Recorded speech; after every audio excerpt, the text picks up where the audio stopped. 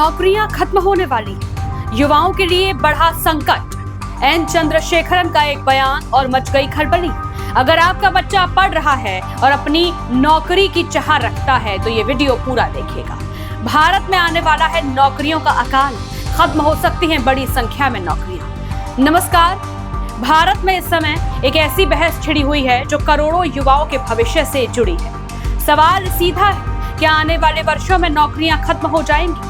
क्या पढ़ाई पूरी करने के बाद नौकरी पाना पहले से ज्यादा मुश्किल होगा? और क्या नई तकनीक इंसानों की जगह लेने लगी?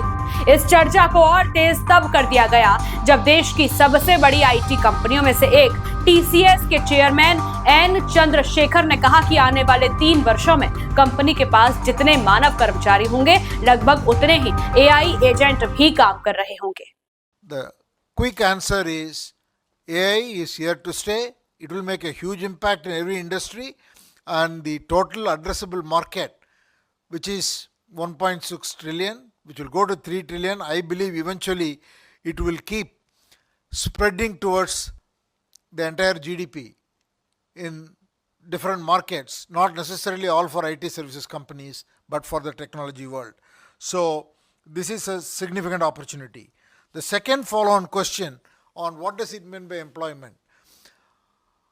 As I said it in my opening speech, the company will have equal number of AI workers. We call them AI agents as there are employees. If the company has 500,000 employees, the day is not far when the company will have 500,000 AI agents. ये बयान केवल एक company की योजना नहीं, बल्कि उस दिशा की ओर इशारा करता है जिसमें पूरी दुनिया का रोजगार बाजार आगे बढ़ रहा है।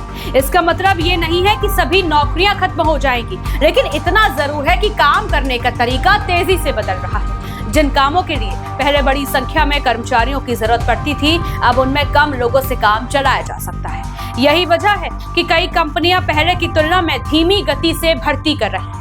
सबसे ज्यादा असर उन युवाओं पर पड़ सकता है जो अभी कॉलेज में हैं या अपनी पहली नौकरी की तलाश कर रहे हैं।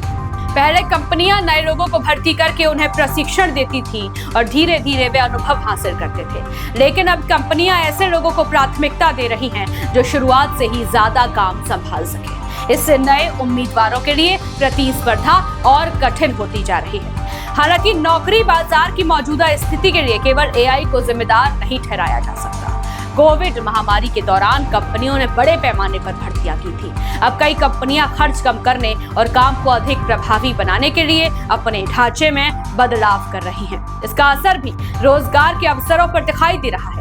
चिंता की एक और वजह यह है कि भारत का आईटी उद्योग काफी हद तक विदेशी ग्राहकों पर निर्भर है। अगर दुनिया की बड़ी अर्थव्यवस्थाओं में मंदी आती है या वहां की नीतियां बदलती हैं, तो उसका सीधा असर भारतीय कंपनियों और यहां की नौकरियों पर पड़ता है। लेकिन तस्वीर का दूसरा पक्ष भी है। हर बदलाव अपने साथ नए अवसर लेकर आता है। जैसे जैसे पुरानी तरह के काम कम होंगे, वैसे वैसे नए क्षेत्रों में रोजगार के अवसर भी पैदा होंगे। चुनौती यह है कि क्या आज का युवा खुद को उस बदलाव के लिए तैयार कर पा रहा है या नहीं। यही कारण है कि विशेषज्ञ लगातार कह रहे हैं, केवल डिग्री अब सफलता की गारंटी नहीं है। लगातार सीखना, नई चीजों को अपनाना और बदलते समय के साथ खुद को ढालना पहले से कहीं ज्यादा जरूरी हो गया है। टीसीएस के चेयरमैन का बयान एक चेतावनी भी है और एक संकेत भी। चेतावनी उन लोगों के लिए जो मानते हैं कि नौकरी की दुनिया हमेशा एक जैसी रहेगी, और संकेत उन लोगों के लिए जो समय रहते बदलाव को समझकर खुद को तैयार कर लेंगे। आने वाले वर्षों में असली मुकाबला इंसान और मशीन के बीच नहीं, बल्कि सीखते रहने वाले और ठहर जाने वाले लोगों के बीच होगा। आपकी इस पर क्या राय है, हमें कमेंट करके जरूर बताइए। वीडियो अच्छा लगा हो तो शेयर जरूर कीजिएगा। नमस्कार।